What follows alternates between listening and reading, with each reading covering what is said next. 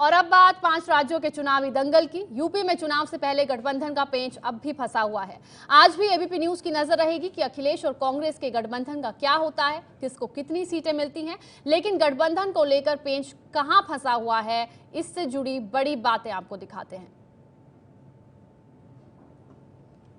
तो गठबंधन को लेकर पेंच अब भी फंसा हुआ है। यूपी में अखिलेश और कांग्रेस के बीच गठबंधन का ऐलान नहीं हुआ है। सस्पेंस अब भी बरकरार है। आरएलडी नेता जयंत चौधरी से राहुल गांधी की बात हो रही है। समाजवादी पार्टी आरएलडी से बात नहीं कर रही है। आरएलडी से गठबंधन से एसपी ने इनकार भी किया है। वहीं पंजाब की अगर बात करें तो अमृतसर में कैप्टन अमरिंदर सिंह और सिद्धू का रोड शो होने वाला है।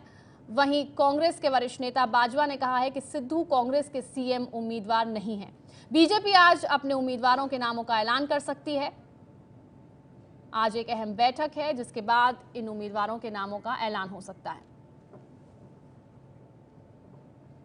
और वहीं अखिलेश और कांग्रेस के गठबंधन का क्या होगा, किसको कितनी सीटें मिलती हैं, पेच कहां फंसा हुआ है, इसके लिए हमारी ये रिपोर्ट देखिए। यूपी में महागठबंधन का क्या होगा? अखिलेश पहली लिस्ट कब जारी करेंगे? घोषणा पत्र कब जारी होगा?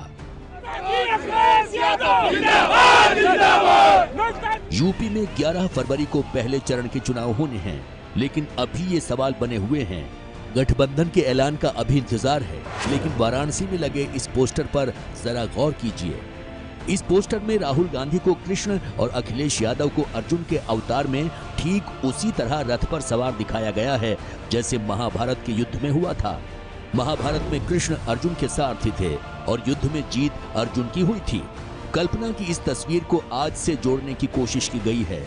अखिलेश भी कांग्रेस के सहारे यूपी में दोबारा सत्ता पाना चाहते हैं, लेकिन एबीपी न्यूज के पास एक्सक्लूसिव जानकारी है कि सीटों की संख्या के साथ साथ अमेठी रायबरेली को लेकर भी पेच फंसा हुआ है।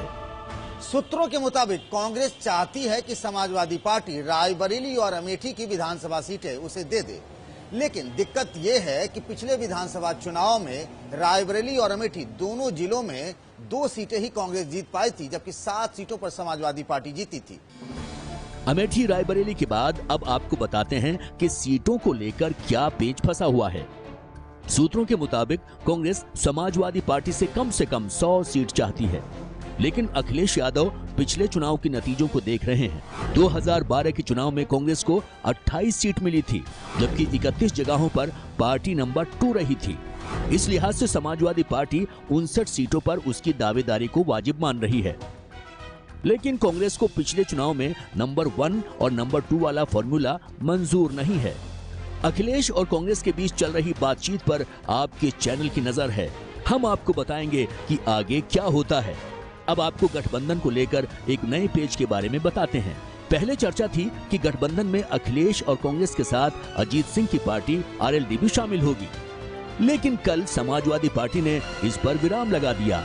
केवल कांग्रेस का साथ ही हम लोग का गठबंधन का अभी तक बात हुआ, आरएलडी का साथ कोई बात नहीं हुआ। दरअसल मुजफ्फरनगर दंगों के बाद से ही जाट समाज और मुस्लिम समुदाय के बीच तनातनी की खबरें हैं। ऐसे में अखिलेश यादव जाटों की पार्टी माने जाने वाली आरएलडी से हाथ मिलाकर मुस्लिम वोटरों को नाराज करने का खतरा मोल नहीं लेना चाहते हैं।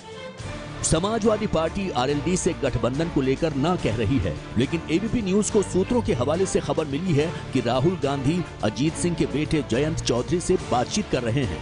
गठबंधन को लेकर क्या बात बनती है, इस पर आपके चैनल की लगातार नजर रहेगी, इसलिए आप देखते रहिए एबीपी न्यूज। लखनऊ से पंकज झा की रिपोर्ट।